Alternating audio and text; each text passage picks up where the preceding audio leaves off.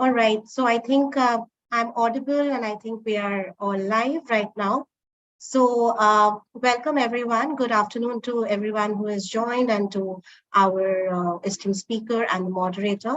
So to start off this session, I would like to introduce our moderator, Aishwarya Mali. Aishwarya is the co-founder of Rebalance and Rebalance Angel Community. Rebalance is on a mission to accelerate diversity in founders and funders. They are India's first accelerator that invests up to $150,000 in women and diverse founders, alongside being the only angel community that is 51% women. They've moved $30 million in pre-seed funding towards women entrepreneurs. Aishwarya, along with Vikas Kumar, launched Rebalance in 2019 to build an ecosystem that is exponentially advancing and invest in women and diverse people who are driving, shaping, and funding the future with access to timely resources, capital, and relevant networks. Born and raised in China and India, Aishwarya is an LSE alumna who led a machine learning startup in Singapore prior to starting Rebalance. We welcome you, Aishwarya, and I would like to hand over the floor to you. Thank you, Sayani, for the kind introduction. And it is an absolute pleasure to be here this afternoon to actually help you facilitate and host an amazing initiative.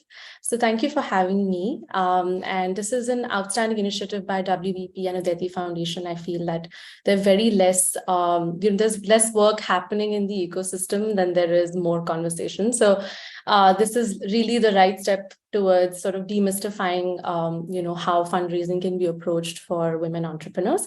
So today we're actually hosting Pooja Goyal, CEO of the Udaiti Foundation, and previously a 3 times founder with a successful exit track record. Pooja has built both a venture-backed and a bootstrapped business before joining Udaiti Foundation.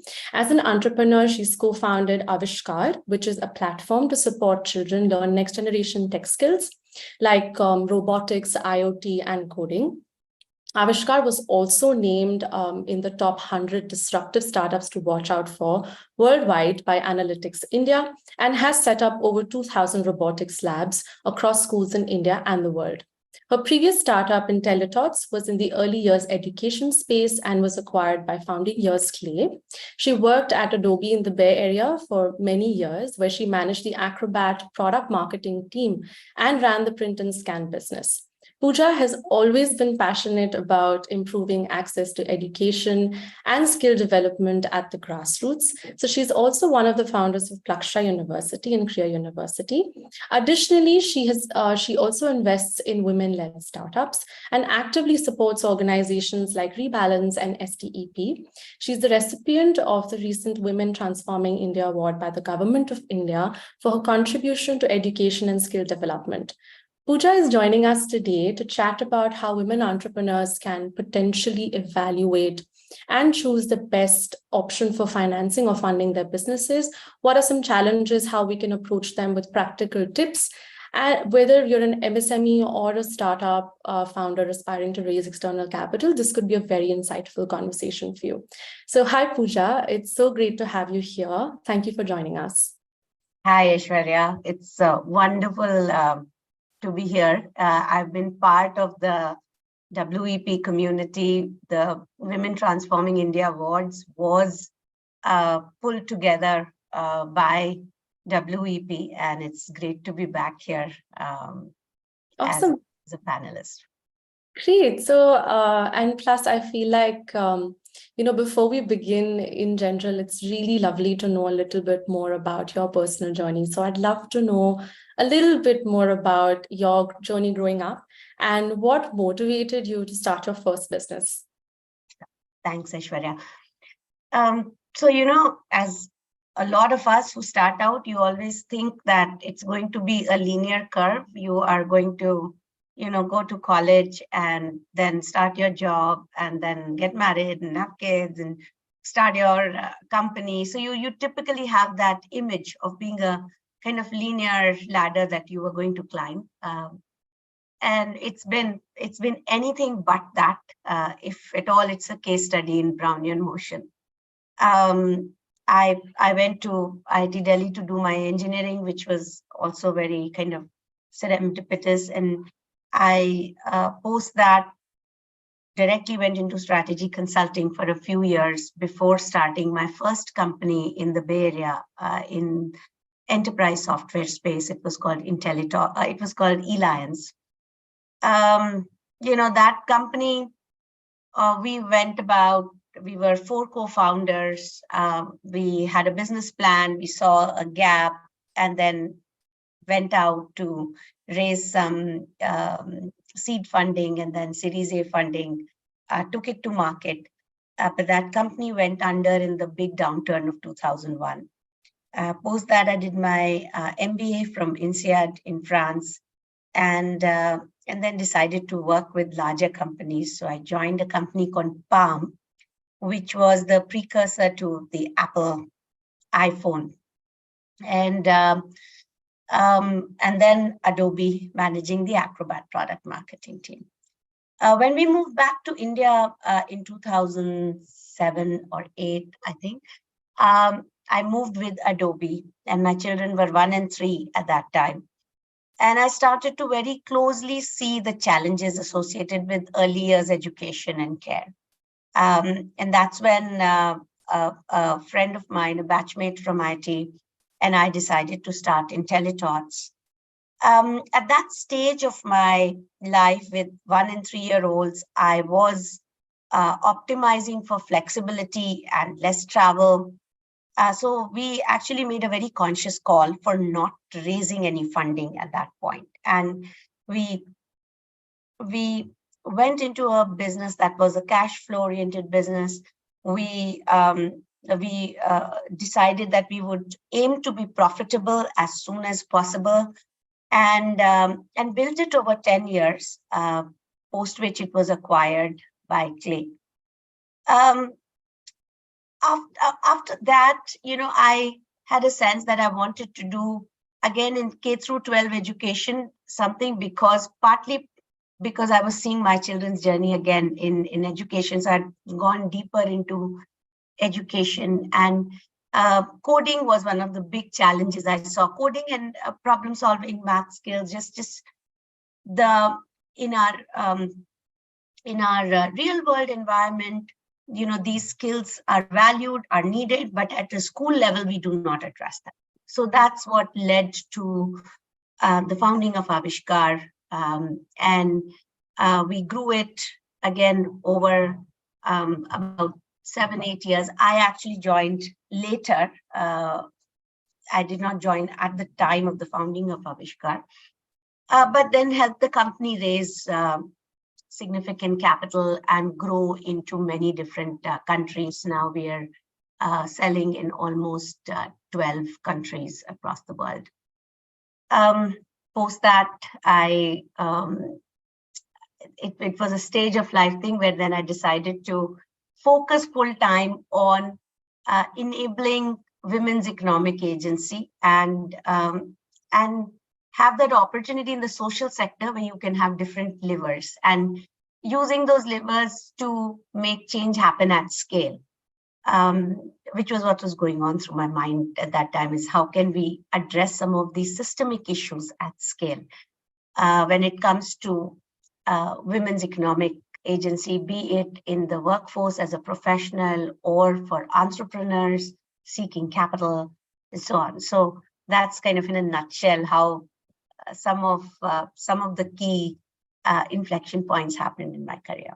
That's really helpful. In fact, I feel like the point where you spoke about at scale, I think that is what is missing. There are lots of really interesting bits happening in every country across the world, but at scale is yet to be seen. We've seen a lot of change happen in the last 2 years when it comes to women in startups or women in VC as well, and general women just starting up, smaller, larger, medium-sized businesses. So, it would be really helpful if we could, sort of dive into fundraising as a conversation. And fundraising is often glorified and, made to seem like it's the only glamorous thing about starting up. And maybe it sort of does get you in the news and gets you noticed as a small business or a startup if you raise funding. But what do you feel are some important prerequisites, or so to say, like questions that a founder should ask themselves, that is this something that I need, or would this really help my business go forward? So what are some things that they could look at before raising external capital? What are some readiness criteria to look at? Yeah, Shweta, you're absolutely right that, we have started to associate pretty much startups with fundraising. It's almost like if you are running a startup or building a startup, then you will fundraise. And if you do not, then, you kind of question whether you are a startup at all. But I think the point, 2 points to remember. One is it's eventually about building a business and a sustainable business at that. And having capital to grow the business is kind of I won't say small, but an important part of the process. But it is still a part of the process. It's not an end in itself. Today, how we, associate fundraising is if we say, look, we glorify it in the sense that that company raised that much capital. That company raised that much capital. But they've also parted with a large part of the company. So when you're raising capital, you're also giving 20, 30% of your company. And in a lot of these cases, founders are left with very little by the time they reach Series D, Series, and therefore even that journey is very important to know how you want to navigate that journey. Of course, there is the question of, do you want to have a small piece of a very large pie, or a large piece of a very small pie? And I think in today's world, typically we just, without thinking, we might think that it's always better to go a small piece of a large pie and just embark on that journey. So the second point I want to make is it starts not with the business, but with you as a founder. And what you want to do with your business, why you are starting up, what are your personal goals when it comes to building that company, what size and pace at which you want to grow, at what stage of life you are at, and does it align with it? So I think it's very important to answer those questions. And I can say this in hindsight, where, when I was running, or when we were starting out in Teletots, my co-founder Shivani and I, we kind of started with a very small center and said, okay, we'll make it profitable. And for a very long part of the journey, we felt like we were not even a startup, because we were not raising funding from anyone. We were, the two of us were kind of the decision makers on everything. We were also on the marketing side. Our CAC was very low because we were doing a lot of the word of mouth marketing. We were in a small region. So, there were always a lot of temptation to say, or push stimuli from different parts to say, okay, why don't you expand India wide? Or why don't you just open, like you are here, you're successful in Delhi and Gurgaon, why don't you go to Bangalore? And the point to remember is that in India, each state can be like its own country. So, so some of those decisions should be made very, very keeping the big picture in mind. And so at that stage, we decided that we will not raise external funding. And so what was critical for us to be profitable from get-go, after investing our first round of capital, which helped us grow to a certain level in 6 to 8 months, we then just depended on the profits that came from the business to fund the growth of the business. And of course, it was limiting. 5-6 years into the journey, we started getting a lot of interest from different organizations across India to grow it. And that's when we realized, look, now we are probably in a place to grow, and now might be the time to raise capital. Fortunately, fortunately, now there are very good examples. We were a small business. We were like, based in Delhi and Gurgaon. We had 8 centers, but profitable, positive EBITDA. But, thankfully, there are a lot of businesses, solid businesses, profitable, that have bootstrapped their way through. Companies like Zerodha, Zoho, MailChimp. And so there are very good examples of that, which is great to see. Now, if you decide to say, look, I need capital from get-go, then again, the decision tree starting from you, do you need money? Do you not need money? If you need money, then there are multiple sources to go. And that is what you should again evaluate, whether, it is going to be debt or is it going to be equity? The point to remember is equity is the most expensive way to finance. It doesn't seem like it because you feel like, okay, I'm giving part of my company and getting money and I won't have to pay any interest, but it is the most expensive way to finance a business. So, so again, to take that decision tree and say, look, do I need enough where, I can do with debt, or do I need to go down the equity route? And even on the equity route, then there are multiple options. There are incubators, there are accelerators, there is revenue-based financing, there are venture funds, there are debt funds. So you have many different ways of doing it. Probably debt funds will come on this side. But so then there is a decision tree. And again, it goes back to what kind of business you are building and how fast do you want to grow. That has a bearing on how much capital you need and when. And then make those decision points of where you want to. Yeah, I think that is extremely helpful. So even when we work with startups, I think the speed of growth is the key question. Do you want to do what maybe a very large incumbent did in 20 years? Do you want to do it in 5? Then equity might be the right route, but otherwise there are multiple other options. So I think that's extremely helpful. So you spoke about bootstrapping versus equity, and you also shared about your journey at IntelliDot. So nowadays there are also a lot of blended finance options, like you were just mentioning, the decision tree. So within blended finance options, what are some things, whether there are numerous grants or schemes made available by the Indian government? So could you share a little bit more about how a founder can leverage these sources and what these sources are? So within that, we can also cover, all of the aspects, whether it is equity, whether it's bootstrapping, whether it is, all of that. Yeah. Yeah, great. So I'll kind of go with Avishkar as an example there, because I closely led that journey.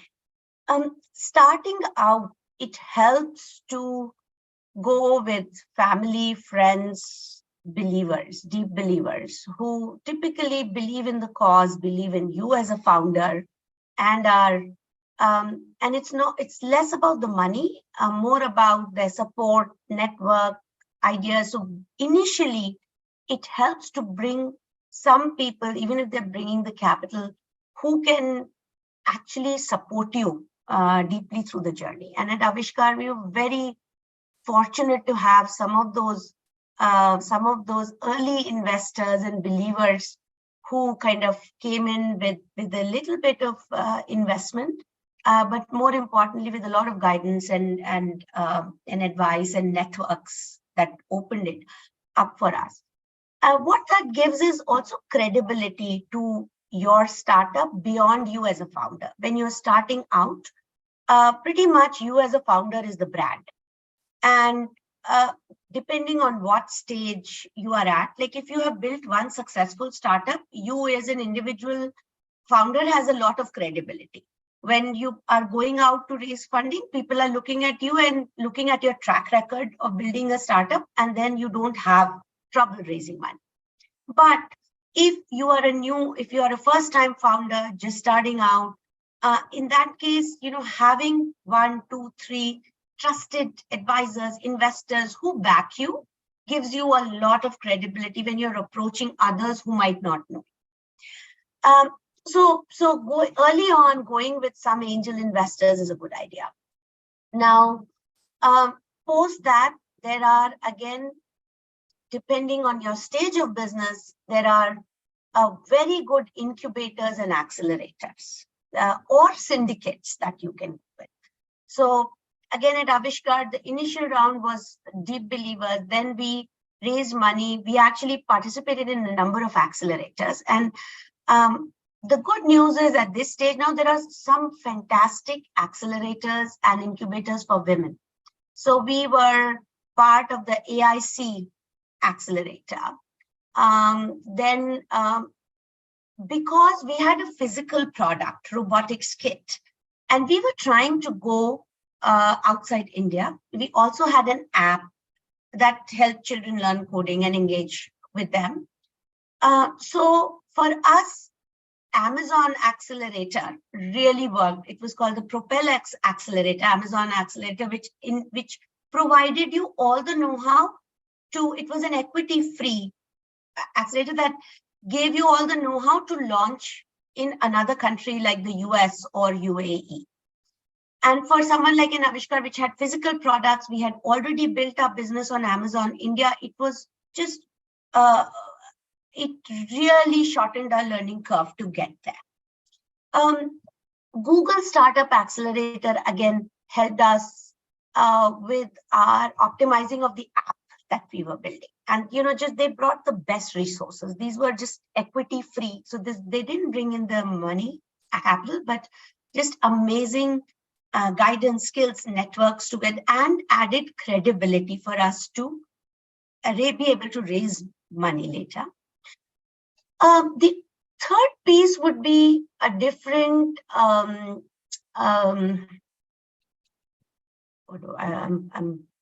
forgot my train of thought. VCs, of course, is a very standard kind of, but there it's very, there is a methodology, there is a way to approach it, and you should fit in with the criteria that a VC is looking for. VCs are typically looking for very high growth, fast growth companies, want to have returns in 8-9 years, and have accelerated growth. So you have to see whether your business fits into that route. Yeah, I remembered the thought I'd lost. The third piece was the syndicates. So now there are a lot of good syndicates like, Let's Venture or Mumbai Angels or India Angels or Thai Angels, which are, so once you have a little bit of credibility, a little bit of a product market fit, then you can approach some of these syndicates where with 1 or 2 believers, then there is a, you can actually pool capital for your initial areas of there are because you asked for blended finance models, now there are revenue financing options as well. So suppose you are selling on Amazon, and then there is predictability of revenue that you are getting from there, or you already have invoices. If you're a B2B company, you already have invoices. So based on that, you can raise capital. So there are players like Indify that would give you capital based on that's more debt capital. So going on the debt side now, there are venture debt, and then being able to raise loans. That brings me to a lot of the government schemes, and especially now for women entrepreneurs, there are just a lot of government schemes around it. We can talk about it now or later. But then that's the last kind of track I want to leave people with, which is there are a lot of grant opportunities available, a lot of, very low interest funding sources available through the government schemes. Right. I think one particular question that I feel could be helpful to sort of double down on this is that we spoke about, VCs as well, like what is that investment criteria. Now, what could those top 3 things be, that if we say that, whether we fit in within that criteria, maybe one of the top 3 things that we could prepare ourselves with would be helpful for the audience. That's right. Yeah. So I think there were a couple of questions on that theme that we had received earlier, which is what are the criteria that VCs are looking for, right?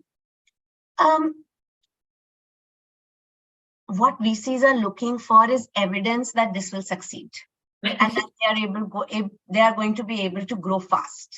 Yeah. Because they have funds to run and they have returns to give to their LPs in 7 to 10 years. So that's what they're looking for, is if I'm betting on this company or this founder, what is the evidence that these guys will be able to grow at that level in these next 7 to 10 years, right? And to be honest, that evidence is very hard to find in the startup space, because it's one, high risk. 9 out of 10 startups fail. When you are starting out, you don't have a track record. You just, you have an idea. So the way to think about what a VC is looking for is to say, what evidence can I provide to them that this is a great product, there is a large size, there's a large market to tap into this, and this service or the product that I have built is solving a real need in that market. The market is big enough, and believe that we are the right team to be able to make that happen.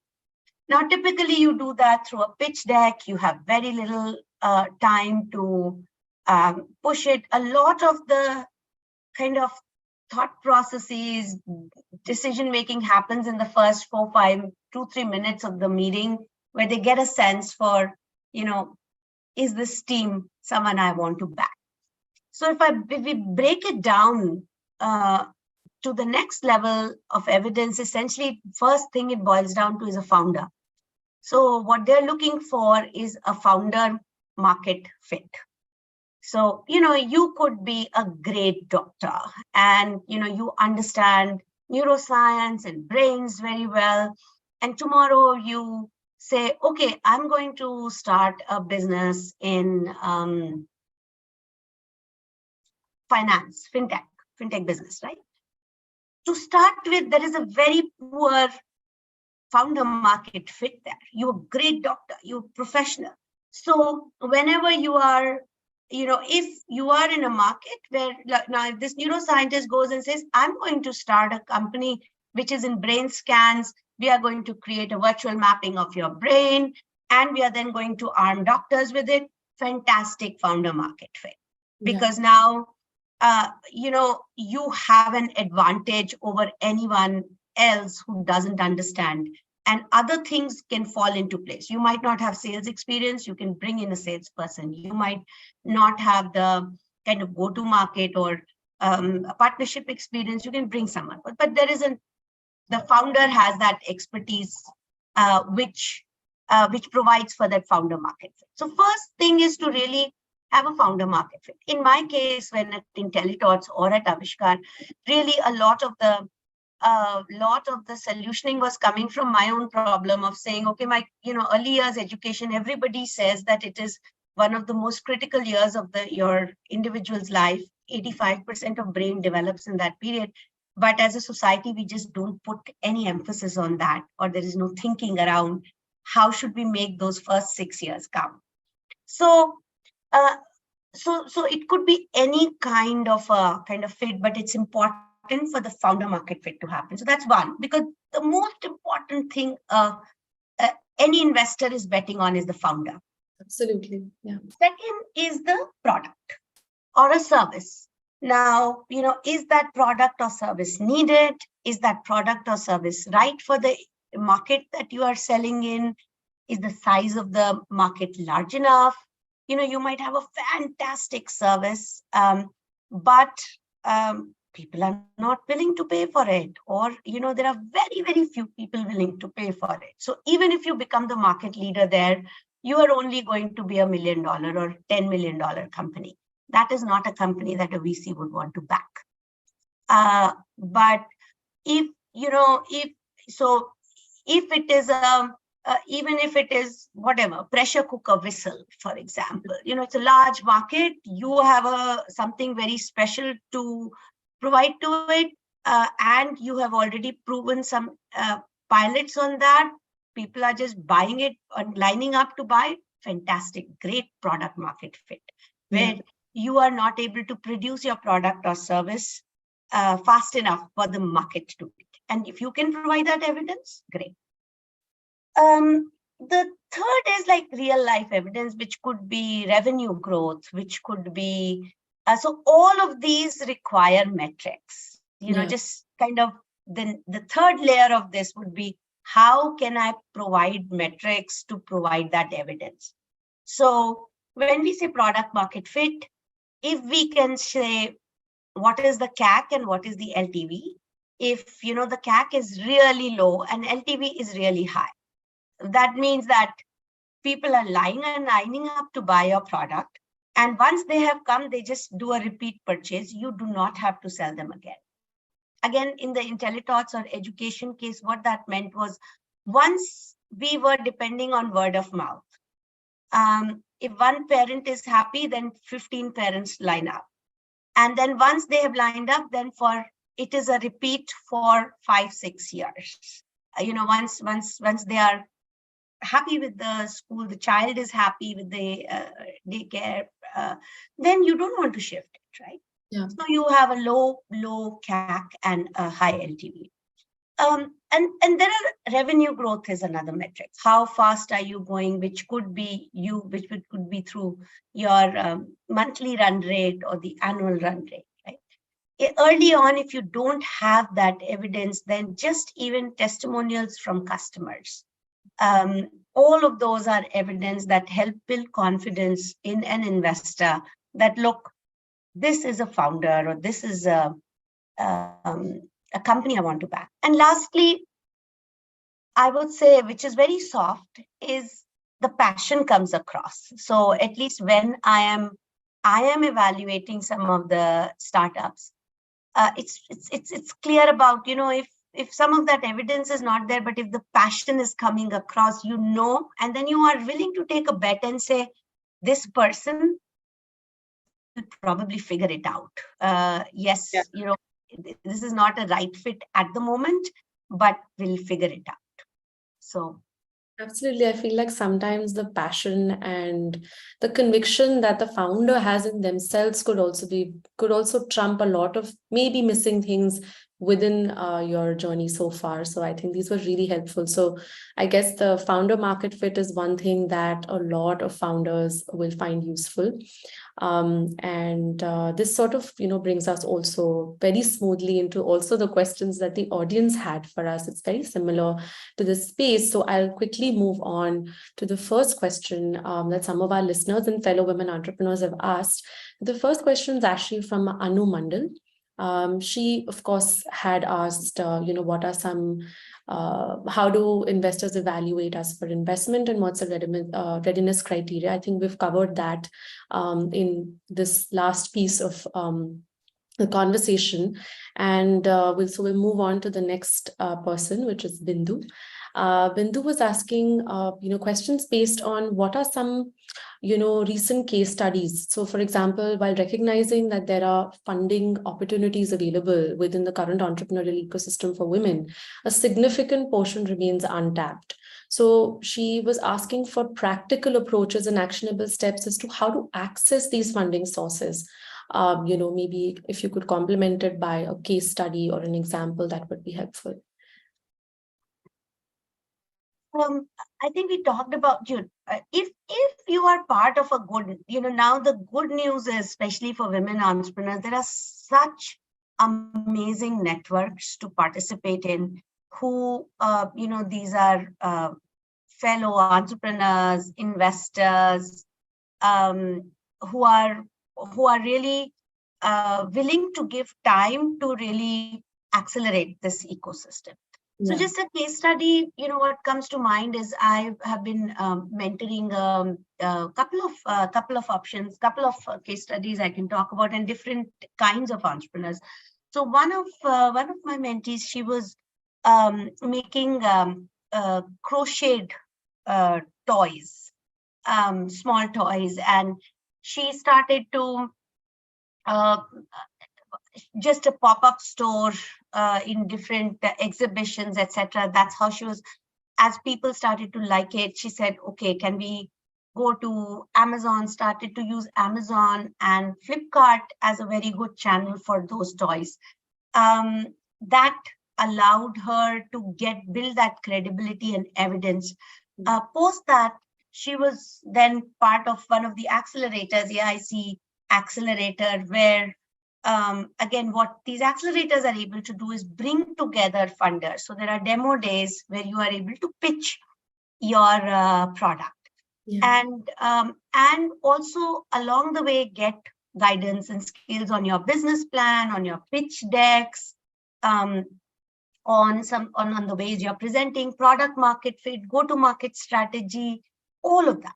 So that is one. The other is a mentee who was in the battery analytics space, and she was she's still building that company. She was building that company. Early on, it was very hard for investors in India. This was about 4 years ago, investors in India to even bet on EV, let alone battery analytics. So it was a very hard case to make. She was again part of one of the accelerators, I forget which one. And at that time, raising money from angels was also hard for her. She finally got 2-3 angels who were going to invest in the company, who were believers, and more than that, helping her build the platform. But at that time, there were just challenges of even just term sheet, pulling together a term sheet, just getting a lawyer to look through that term sheet. And mentors and supporters help you in that process. But what was great for her was she participated in the Y Combinator pitch. She actually got selected. And then once she was there, I asked her about, what the process was like and demo day and all that. And she said, demo day was like 5 slides, and essentially there were inflow of funding requests from VCs post that.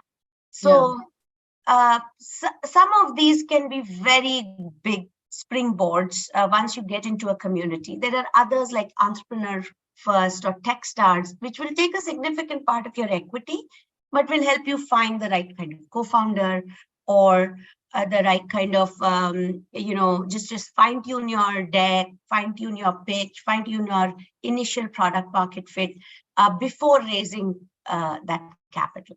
And a point I want to make here is raising capital is a double-edged sword. Yeah. On the one side, it can help accelerate your business, but if you raise it at the wrong time, then it can,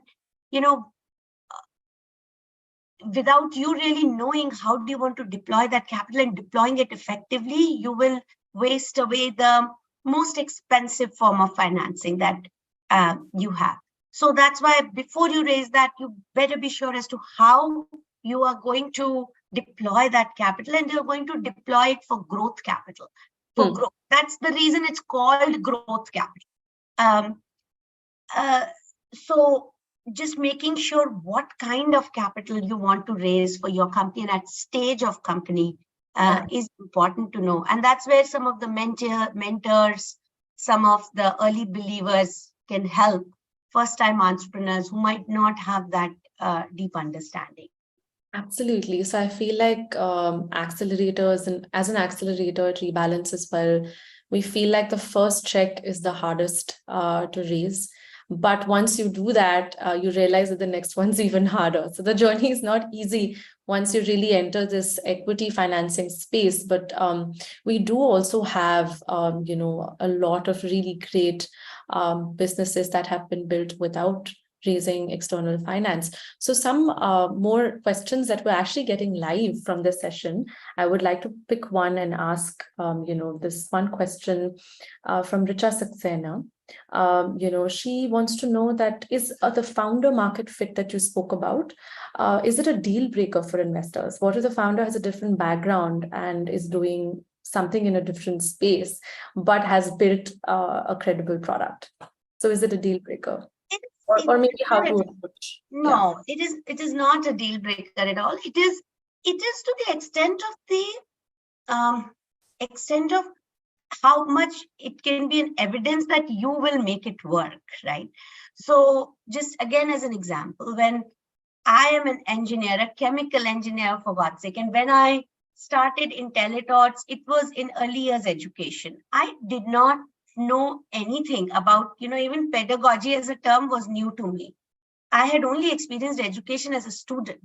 Yeah. So, but it was not, it was not so far out for me to say, look, I understand the challenges that are there, primarily because of the kids, my circle, all of that, right?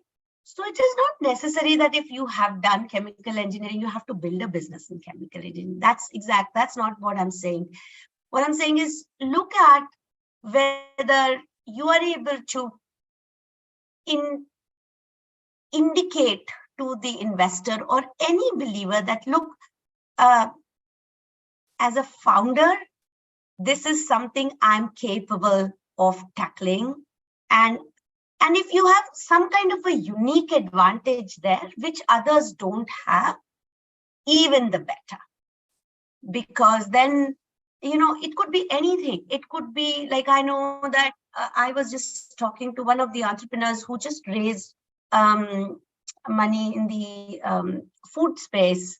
Her family came from running a lot of these food stores and stuff like that. So while she might be a CA or she has studied in finance, she already has a lot of background in that, and that gives her a disproportionate advantage over someone who doesn't have that.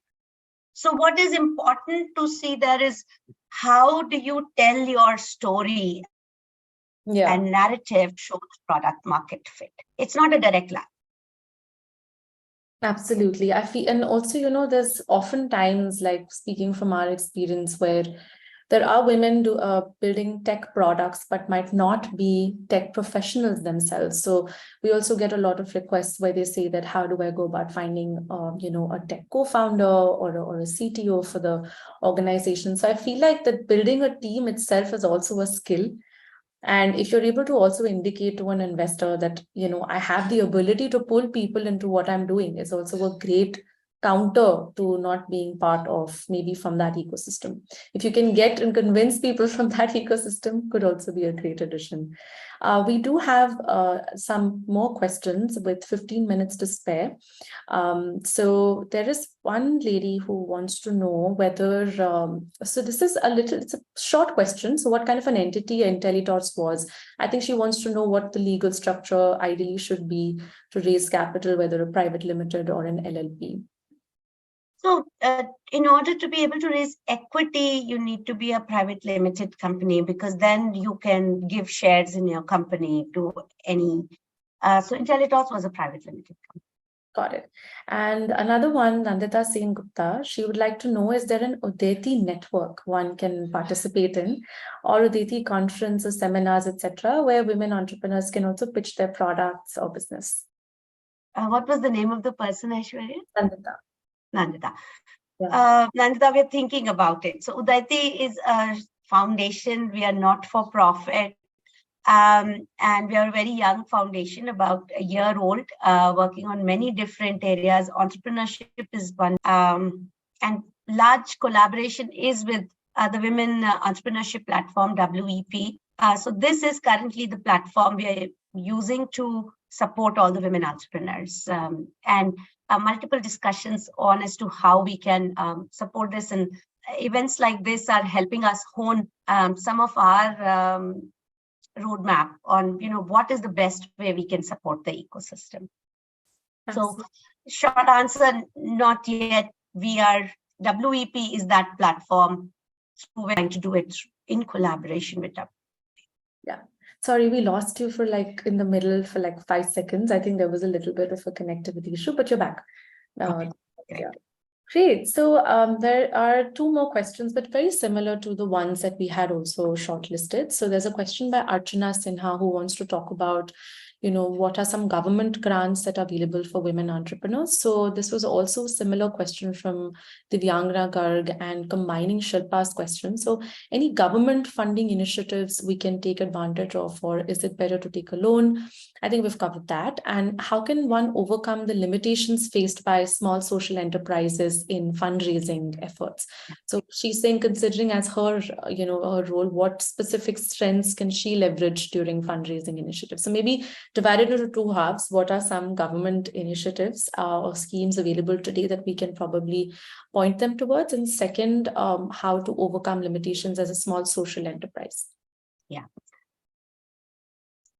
Fundraising is hard. I won't mince my words. Whether it is for a male founder or a woman founder, it's a hard process because of so much uncertainty associated with it, and the early stage nature of this whole ecosystem. So now, being a woman entrepreneur can be both an advantage and a disadvantage.